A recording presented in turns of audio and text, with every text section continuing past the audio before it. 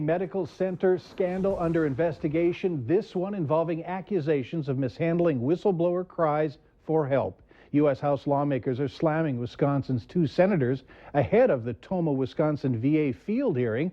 Whistleblowers are set to take the stand to talk about prescription drug abuse at the medical center. In a story you'll only see here on Valley News Live, Washington Bureau Chief Jacqueline Policastro investigates.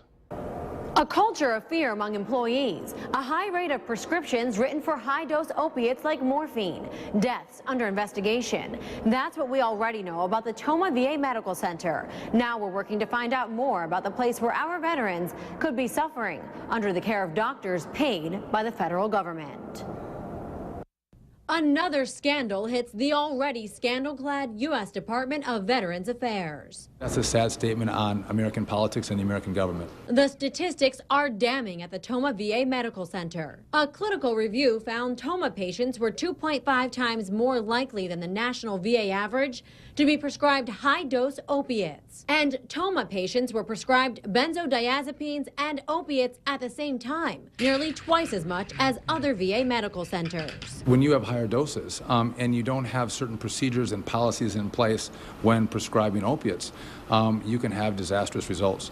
So yes, it is concerning, and especially when the community knows what's going on. When they call Tomah Candyland and they call this one doctor the Candy Man, it's well known that he is an overprescriber of opiate drugs. There's a lot of finger pointing going on here in Washington. The VA Office of Inspector General is accused of keeping the report on Tomah secret from the public, even hidden from the congressional committees responsible for overseeing the VA. Several high-profile lawmakers like Senator Tammy Baldwin and Senator Ron Johnson are accused of fumbling whistleblower reports about the problems at the Tomah VA. Some of the Wisconsin representatives knew what was going on and didn't do a whole lot to protect our veterans. I think when you have whistleblowers come forward and say that we have problems in the VA system, you need to do all you can to make sure that those veterans are protected. And you can't sit back and let those stories and those reports and those whistleblowers be pushed to the sidelines. We reached out to both Senator Baldwin and Senator Johnson.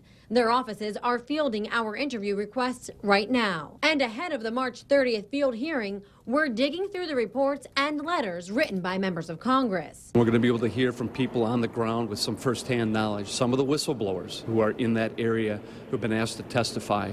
And this is important because Congress has a responsibility to make sure that we get the policy right, to make sure that the appropriate protocols of care are being followed. The House Committee on Veterans Affairs tells us they hold less than 10 field hearings each year. This year, Tomah is one of them. And what happens at the hearing will help guide future legislative oversight efforts at VA hospitals around the country. I don't think this is something that may just be unique to Tomah. I think we've got an issue throughout the entire VA system, quite frankly throughout the entire healthcare system, on the proper use of pain medication for patients. Lawmakers say they won't stop investigating until they get answers about prescription drug practices at the Tomah VA. And they say they anticipate they'll expose other problems, possibly even more deaths, at the upcoming field hearing. From the Valley News Live Washington Bureau, I'm Jacqueline Policastro. Once again, that field hearing is scheduled for next Monday, March 30th. And if you